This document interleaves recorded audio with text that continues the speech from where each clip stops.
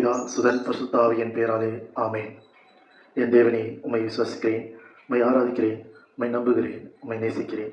உம்மை விசுவாசியாததற்காகவும் ஆராதிக்காதவர்களுக்காகவும் நம்பாததற்காகவும் நேசியாதவர்களுக்காகவும் மன்னிப்பு கேட்கிறேன். ஆமேன். 1992 ஆண்டு மே மாதத்தில் ஒரு சாதாரண மதிய வேளையில் அது அமைதியாக தொடங்கியது. டெபோரா மிலாஸ்கோ என்ற 18 வயது பெண் கடையிலிருந்து வீட்டிற்கு நடந்து சென்று கொண்டிருந்தாள். திடீரென்று அவளது ஆன்மாவிற்குள் ஒரு மென்மையான குரல் ஒலிக்கும் வரை எதுவும் அசாதாரணமாக தோன்றவில்லை. அது மென்மையாகவும் கம்பீரமாகவும் பரிவு நிறைந்ததாகவும் இருந்தது. அந்த குரல் அவளை மகளே என்று அழைத்து அடிவானத்தை அண்ணாந்து பார்க்கும்படி கூறியதுடன் அவள் நடந்து கொண்டிருக்கும் பாதை உண்மையில் அவளுக்கானது அல்ல என்றும் சொன்னது. மிகுந்த அச்சமும் குழப்பம் அடைந்த டெபோரா அவசரமாக வீட்டுக்கு சென்றால் நடந்ததை அவள் யாரிடம் சொல்லவில்லை. வாழ்க்கை முன்போலவே தொடர்ந்தது. பள்ளி, நண்பர்கள், மதுக்கூடங்களில் இரவு நேர பொழுதுபோக்குகள். ஆயினும் அந்த மர்மக்குரல் அவள் மனதில் ஒலித்து அவள் இதயத்தின் ஆழத்தில் ஏதோ ஒன்றை கிளறியது. பல மாதங்களுக்கு பிறகு ஆகஸ்ட் 10 அவள் நண்பர்களுடன் ஒரு மதுபான பாருக்குள் நுழைய இருந்தபோது அந்த குரல் மீண்டும் கேட்டது. அது அதே இனிமையுடன் பேசி தன் வார்த்தையின்படி நடக்குமாறு அவளை அழைத்ததுடன் உண்மையான தந்தையிடம் அவளை வழிநடத்துவதாகவும் வாக்குறுதி அளித்தது. அந்த வார்த்தைகள் அவளை ஆழமாக உலுக்கின. தன் வாழ்வில் ஏதோ அமானுஷ்ய சக்தி அரங்கேறிக் கொண்டிருக்கிறது என்ற உணர்வு வலுப்பெற்று வந்ததால் அவள் தன் நண்பர்களிடமிருந்து அமைதியாக விலகி வீட்டிற்கு திரும்பினாள். தன் தாயின் வற்புறுத்தலின் பேரில் டெபோரா ஒரு புனித யாத்திரையில் சேர்ந்தாள். பயணத்தின் முடிவில் அவள் திடீரென்று ஒரு பிரகாசமான ஒளியை கண்டாள். அதிலிருந்து ஒரு மென்மையான தாய்மை உள்ள குரல் அவளை தன்னுடன் நடக்க அழைத்ததுடன் பாதை கடினமாக இருக்காது என்றும் அவள் ஒருபோதும் தனியாக இருக்க மாட்டாள் என்றும் உறுதியளித்தது. அந்த அனுபவம் அவளை நிலைகுலைய செய்த போதிலும் அது அவளுக்குள் ஆழ்ந்த அமைதியையும் நிரப்பியது. சில வாரங்களுக்கு பிறகு செப்டம்பர் 13 அந்த மர்மக்குரல் மீண்டும் வந்து நித்திய அன்பின் பெயரால் தனது அமைதியை வழங்கியது. அந்த தருணத்திலிருந்து டெபோராவின் வாழ்க்கை மெதுவாக மாறத் தொடங்கியது. இயேசு, கன்னிமாதா மற்றும் திருநற்கரணை ஆகியவற்றின் மீது ஆழ்ந்த பக்தி அவள் இதயத்தில் பிறந்தது.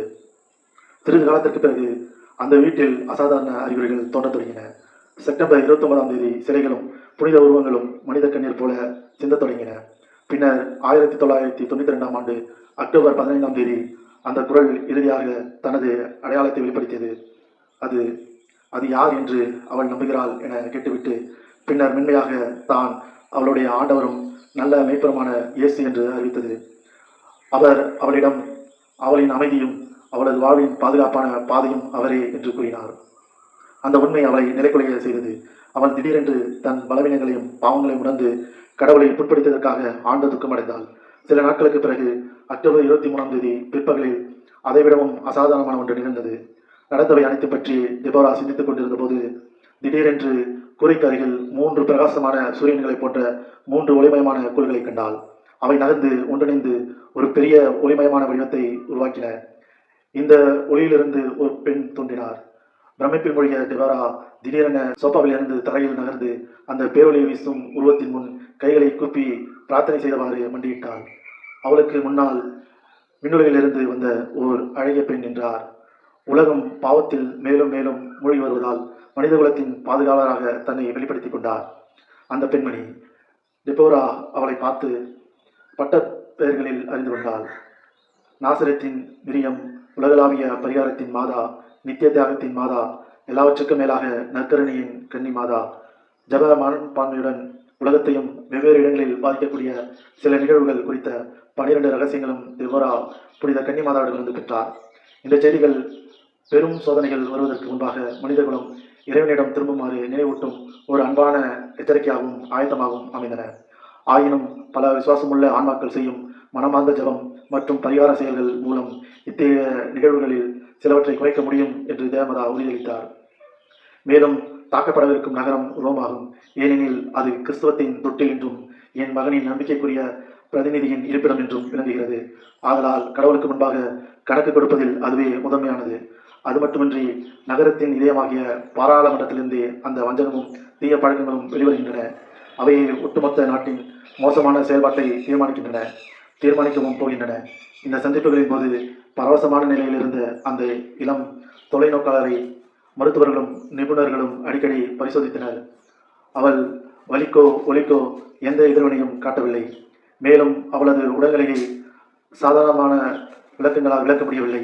தேவமாதாவை அவர்களின் உண்மையான உயிருள்ள பிரசனத்தில் கண்டதாக டெபோரா சாட்சியமளித்தார். அந்த அம்மா பேசினார், புன்னகைத்தார், திருத்துவத்தை புகழ்ந்து பாடினார். சில சமயங்களில் மனித குலத்திற்காக கண்ணீர் சிந்தினார். இயேசுவும் அவளுக்கு வெளிப்பாட்டின் அரசராக தோன்றி தன் மீது அன்பு காட்டப்படாமல் இருப்பதாகவும் நற்கருணை திரைகளுக்குள் அன்பு மறைந்திருப்பதாகவும் புலம்பினார். ஒளியின் அன்பு மகளே, மனிதகுலம் பரலோக விதிகளை தொடர்ந்து விதித்து வருகிறது என்பதை மனதில் கொண்டு 1917 முதல் ஒரு சிலரின் ஆன்மாக்களில் முத்திரையிடப்பட்டிருந்த பாத்திமாவின் ரகசியங்களின் இறுதிய செய்தியை இப்போது உனக்கு வெளிப்படுத்துகிறேன். 1960களில் இது உலகமே அறிந்த ஒரு செய்தியாக அறிவிக்கப்பட்டிருக்க வேண்டும். ஆனால் என் தாயின் அழைப்புக்கு செவிசாய்க்கப்படவில்லை. அதன் விளைவாகவும் இந்த பூமியின் எண்ணற்ற துயரங்களால் சூழப்பட்டுள்ளது. என் அன்பு மகளே, உலகம் மனமாறாவிட்டால் அக்காலத்தில் அல்ல, மாறாக 20ஆம் நூற்றாண்டின் பிற்பகுதிகளில் ஒட்டுமொத்த மனிதனத்திற்கும் ஒரு பெரும் பேரழிவு ஏற்படும் என்று நான் ஒரு முறை பாத்திமாவில் கூறினேன்.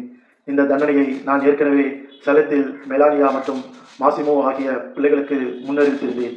இன்று எண்ணற்ற முறைக்கு பிறகு அதை உங்களிடமும் மீண்டும் கூறுகிறேன். ஏனெனில் மனிதகுலம் பரலோகத்தின் கொடைகளை விதித்து தவறில் தொடர்ந்து வழித்தவறி செல்கிறது. தரிசனங்கள் மற்றும் அக உரையாடல்கள் மூலம் டெபோரா பரலோகத்திலிருந்த செய்திகளை பெறத் தொடங்கினாள். இவை நாட்குறிப்புகளில் கவனமாக எழுதப்பட்டு பின்னர் ஜீவனுள்ள தேவனுடைய வெளிப்படுத்தப்பட்ட ஞானம் என்று அழைக்கப்படும் தொகுதிகளாக வெளிப்பட்டன. ஆனால் செய்திகளை வழங்குவது மட்டும் அவளது பணியாக இருக்கவில்லை. இயேசு தம்முடைய பாடுகளின் பங்கு கொள்ளவும் பரிகாரத்தின் ஆன்ம தூதுவராக மாறவும் உலகின் பாவங்கள் மீதான தம்முடைய பேரார்வத்துடனும் திருச்சபையின் புதுப்பித்தலுக்காகவும் தன் வாழ்வை அர்ப்பணிக்கவும் டெபோராவை கேட்டுக்கொண்டார். ஒவ்வொரு ஆண்டும், குறிப்பாக புனித வாரத்தின் போது அவள் கிறிஸ்துவின் துன்பங்களை ஆன்மீக ரீதியாக அனுபவித்தாள். சிலுவையில் அறையப்பட்ட காயங்களுக்கு ஒத்த தழும்புகள் அவள் உடலில் தோன்றின. மற்ற சமயங்களில் இயேசு மற்றும் மரியாவின் புனித இதயங்களை ஆழமாக புண்படுத்திய பாவங்கள் மற்றும் நிகழ்வுகளுக்காக பரிகாரமாக வழங்கப்பட்ட கடுமையான ஆன்மீக துன்பங்களை அவள் சகித்தாள். தெய்வ நீதியின் இந்த காலத்தில் என் அர்ப்பணிக்கப்பட்ட பிள்ளைகள் பலரால் பரப்பப்பட்ட பாவங்களையும் தவறுகளையும் வரவேற்று மன்னிக்கக்கூடிய அளவற்ற கருணையும் இருக்கும். அதே சமயம் அவருடைய எண்ணங்களின் விரக்திக்குள் தங்களை ஈடுபடுத்திக் கொண்டு எப்போதும் அவருடைய இதயங்களை தட்டும் இயேசுவுக்கு கதவுகளை மூடிவிடுகிறார்கள். என் மகளே, மனிதகுலம் ஆண்டவரிடம் திரும்ப மறுத்து பிடிவாதத்தோடும் கலகத்தோடும் அழிவின் பாதையில் நிலைத்திருப்பதைக் கண்டு நான் இன்றும் அழுகிறேன். இதற்கு முன் நரகத்தின் வாயில்கள் இவ்வளவு அகலமாக திறக்கப்பட்டதில்லை. ஆனால் இன்று முன் என் இதயத்தின் கதவுகளும் இவ்வளவு அகலமாக திறக்கப்பட்டதில்லை. மகளே, வெள்ளத்தை விட கொடிய தண்டனை வரும். அது எல்லா குற்றங்களையும் எரித்து சாம்பலாக்கும் நெருப்பாக இருக்கும். என் மகளே, இந்த பூமி என் மாசற்ற இதயத்திற்கு அர்ப்பணிக்கப்பட வேண்டும் என்று நான் விரும்புகிறேன். மேலும் நான் தனிப்பட்ட முறையில் ரட்சிப்பை கொண்டு வருவதால் அதன் ஒவ்வொரு புள்ளியையும் தொட்டு தோண்டிய அடையாளங்களை பொறுப்பேன். ஆயினும் அவளது வாழ்க்கை சாதாரணமாக புனித தன்மைக்கும் அழைக்கப்பட்டிருந்தது. 2002 டெபோரா திருமண பந்தத்தில் நுழைந்து தனக்கு ஒப்படைக்கப்பட்ட பாதையில் உண்மையுடன் நிலைத்திருந்தவாறே ஒரு தாயாகவும் ஒரு பராமரிப்பாளராகவும் தனது பணியை தொடர்ந்தார். பல ஆண்டுகளாக அவள் இந்த பணியை அமைதியாக செய்து வந்தாள். இவ்விஷயத்தில் அவள் அடிக்கடி தவறான புரிதலையும் பகைமையும் எதிர்கொண்டாள். பரிகாரத்திற்காக தன்னை அர்ப்பணித்த ஒரு ஆன்மமாக அவள் மௌனமாக தன்னை தொடர்ந்து அர்ப்பணித்தாள். மண்டூரியாவில் நடந்த பொது தோற்றங்கள் 2005 அக்டோபர் 23 வரை தொடர்ந்தன. அதன் பிறகு பரலோக சந்திப்புகள் தனிப்பட்ட முறையில் தொடர்ந்தன. மண்டூரியா வழியாக நற்கருணையின் மாதா மனிதர்களும் எதிர்கொள்ளும் கடினமான காலங்களுக்கு தயாராவதற்காக மனமாற்றம், ஜபம் மற்றும் பரிகாரத்திற்கான ஒரு அழைப்பை விடுத்து முழு உலகத்திற்குமான ஒரு செய்தியை வழங்கினார். மண்டூரியாவில் வழங்கப்பட்ட செய்திகளில் பரிகாரத்தின் உண்மையான ஆன்மாவை மீண்டும் கண்டறியுமாறு இயேசு உலகை அழைக்கிறார். மேலும் திருநற்கருணையில் மெய்யாகவே பிரசன்னமாகி செயல்படும் ஜீவனுள்ள கடவுளிடம் திரும்புவதற்கான இதயங்களும் தேசங்களும் காத்திருக்கின்றன என்பதை நமக்கு நினைவூட்டுகிறார். ஜபம், தியாகம் மற்றும் அன்பான ஆராதனை ஆகியவற்றின் மூலம் ஆன்மாக்கள் அவருடைய இதயத்தின் ஆறுதல் அளிக்கவும் உலகின் பல பாவங்களுக்கு பரிகாரம் செய்யவும் அழைக்கப்படுகின்றன. ஏராளமான விசுவாசமுள்ள ஆன்மாக்கள் தமிழருடைய பசுத்த சித்தத்திற்கு தங்களை முழுமையாக அர்ப்பணித்து பரிகாரமாக தங்களை ஒப்புக் கொடுத்தால் அவர் உலக மக்களிடையே தமது சமாதானத்தை நிலைநாட்டுவார் என்று இயேசு வாக்குறுதி அளித்தார். அவருடைய அழைப்பை ஏற்றுக்கொள்பவர்கள் அவருக்கு மிகவும் மதிப்புமிக்கவர்களாக ஆகிறார்கள். ஏனெனில் பரிகாரத்தின் சிறிய ஆன்ம பலியாக தங்களை அர்ப்பணிப்பதன் மூலம் அவர்கள் தங்கள் தியாகங்களையும் அவருடைய தியாகங்களுடன் இணைத்து தெய்வீக மீட்பருடன் பல ஆன்மாக்களை ரட்சிப்பிற்கு உதவுகிறார்கள். 1995 நவம்பர் 28 தம்மை எவ்வாறு பெற்றுக்கொள்வது மற்றும் பரலோக விருந்தை எவ்வாறு அணுகுவது என்பதை குறித்த வழிகளை இயேசு தாமே வழங்கினார். பாவத்தின் அழுக்கிலிருந்து நம் இதயத்தை தூய்மையாக்கப்பட வேண்டும் என்பதே அவர் விரும்பிய முதல் காரியம். பாவ அறிக்கை எனும் அருட்சாதனத்தின் மூலமாக மட்டுமே இது சாத்தியமாகும். ஆன்மாக்களின் குணமாக்குதலுக்காக இந்த அன்பின் தியாகத்தை செலுத்துவதற்கு நற்கருணை பெறுவதற்கு முன் நெருக்கமான ஜெபம் செய்வதே அவர் விரும்பிய இரண்டாவது காரியம். மூன்றாவதாக அவர் விரும்பியது அவரை முற்றிலும் மண்டியிட்டு ஏற்றுக்கொள்ள வேண்டும் என்பதே. நம்மில் எவரும் நின்ற நிலையில் தெய்வீக மாட்சியை பெறக்கூடாது என்று நம் ஆண்டவர் கேட்டுக்கொண்டார். குறைந்தபட்சம் அவரை அரசராகவும் இரட்சகராகவும் நாம் போற்றுகிறோம் என்பதன் அடையாளமாகவது மண்டியிடுங்கள்.